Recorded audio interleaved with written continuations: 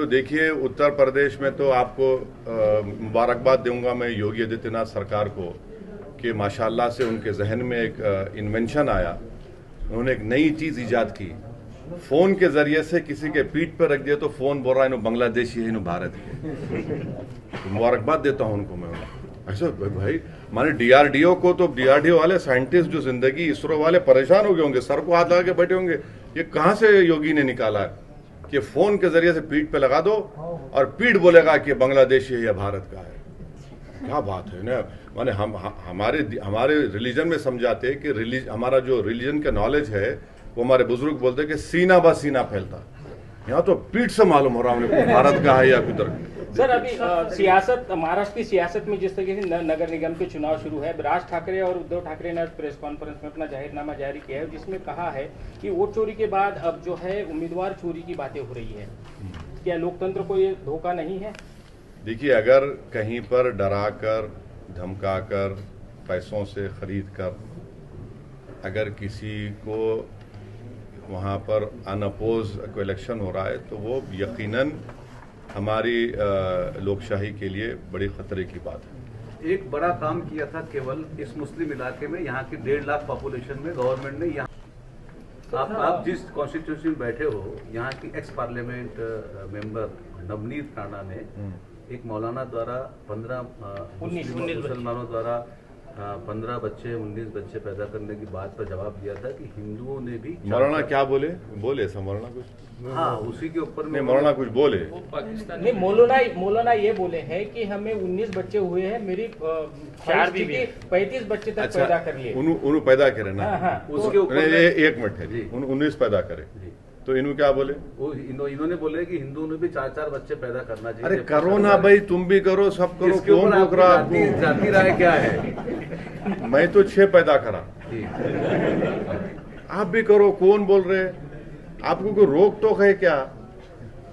एक बात समझिए, हमारे तेलंगाना में 2 दिन पहले एक बिल पास हुआ।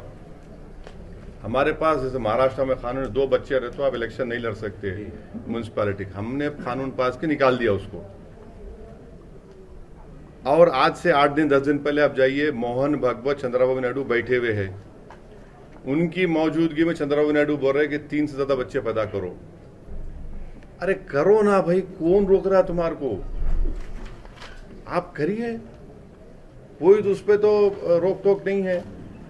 और हमारा जो TFR रेट बहुत गिर चुका है और सबसे ज्यादा TFR रेट गिरा है मुसलमानों का, मगर हिंदू धर्म के बराबर नहीं हो, वो हो जाएगा। कल तक ये बोला जाता था कि मुसलमान की इतने बच्चे पैदा कर रहा है कि पॉपुलेशन इनका ओवरटेक कर लेगा हिंदू धर्म के लोगों को। वो नहीं होगा। हिंदू धर्म का पॉपुलेशन, एक्सपर्ट्स बोलते कि 24 में ना तो 69-70 में वो स्टेबलाइज होगा। और मुस्लिम धर्म का पॉपुलेशन भी 21,012 में जो नंबर एग्जैक्टली है वो भी स्टेबलाइज हो जाएगा।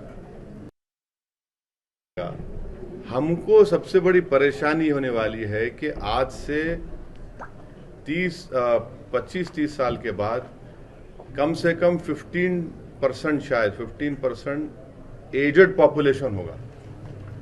और एजेड पॉपुलेशन होगा तो उसके लिए हम क्या तैयारी कर रहे हैं? देखिए, एजेड पॉपुलेशन होगा तो खर्चा बढ़ेगा, वो बीमार होते हैं, किसी के पास रहते हैं, तो इसकी तैयारी हम नहीं कर रहे भाई। जब अगर 130-33 करोड़ में 10-12% अगर एजेड पॉपुलेशन होगा तो आप बताइए कितना इकोनॉमिकली हमको। आज हमारा देश दुनिया में सबसे युवा देश कहलाया जाता है। हाँ, तो ये डेमोग्राफिक डिविडेंड जो है और 20-22 साल रहने वाला है, इसको डेमोग्राफिक डिविडेंड बोलती है, और 20-22 साल रहने वाला है।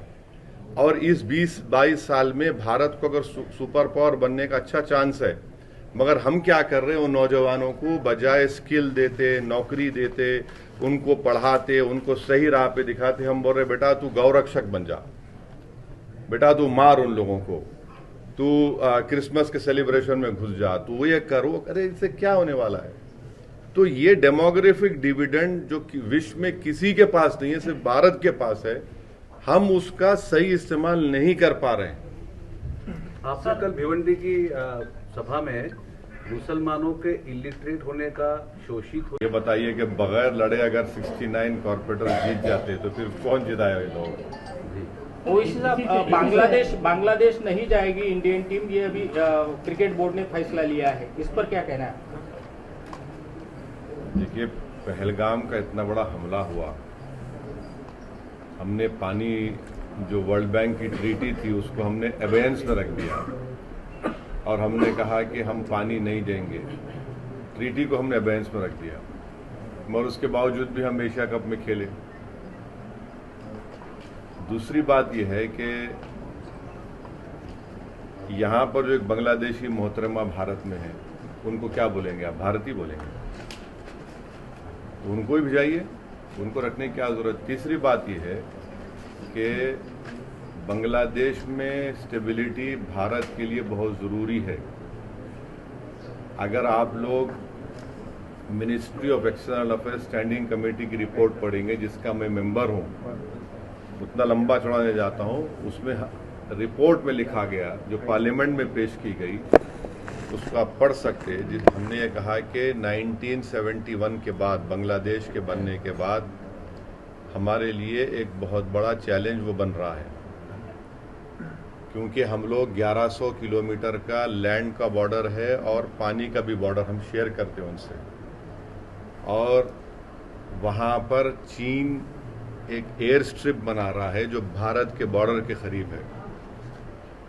वहाँ पर पाकिस्तान के ISI के लोग आ चुके हैं। तो इन चीज़ों को भी हमको गौर से देखना है। चौथी बात यह है कि हम टीम को नहीं भिजा रहे हैं। फिर हम 120 करोड़ रुपए 2025 के बजट में बांग्लादेश को दिए नहीं दिए, ग्रांट एंड एड बोल के। 1160 करोड़ 1160 मेगावाट का पावर हम बांग्लादेश को दे रहे हैं।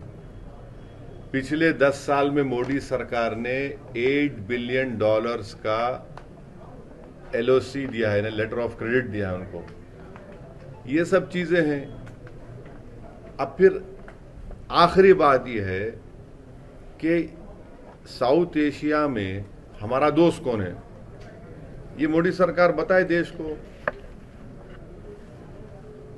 ऑपरेशन सिंदूर जब हुआ था, 2 ही मुल्क हमारी फुल तायद में करे, एक तो बदबख्ती है वो इजराइल, दूसरा तालिबान। तो ये बांग्लादेश की स्टेबिलिटी हमारे लिए बहुत ज़रूरी है। फिर जयशंकर साहब जाकर वहाँ के प्राइम मिनिस्टर की, एक्स प्राइम मिनिस्टर डेथ हुई तो जाकर पुरसा देकर आए, ताज़ियत किए। ये बात बिल्कुल सही है कि बांग्लादेश में हालिया दिनों में एक हिंदू बांग्लादेशी को मारकर उनको जला दिया गया। ये सब चीज़ें हो रही हैं वहाँ पर, मगर हमको ये भी देखना है कि बांग्लादेश को हम स्टेबिलिटी को देखें, और हमारे लिए ख़ास तौर से नॉर्थ ईस्ट के लिए बांग्लादेश की स्टेबिलिटी बहुत इम्पोर्टेंट है। तो ये मोदी सरकार के लिए एक बहुत बड़ा चैलेंज भी है और एक अपॉर्चुनिटी भी है।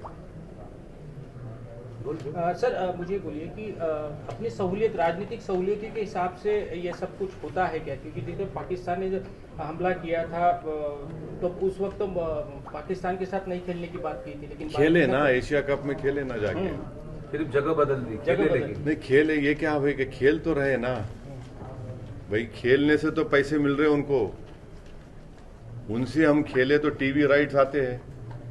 टीवी राइट्स कितने अच्छे खासे आते होंगे, हाँ, जो भी आते हैं। मगर हम एक तरफ टीवी राइट्स की आप बात करेंगे और एक तरफ जो हमारे 19 लोगों को पहलगाम में उनका नाम पूछकर उनकी फैमिली के सामने उनके सर पर मिलिट्री स्टाइल में उनका एग्जीक्यूशन हुआ, तो सवाल ये पैदा होता फिर उन लोगों की जान की कीमत क्या लगाएंगे? जो टीवी राइट्स है उतनी है या उससे कम है या उससे बढ़ के है?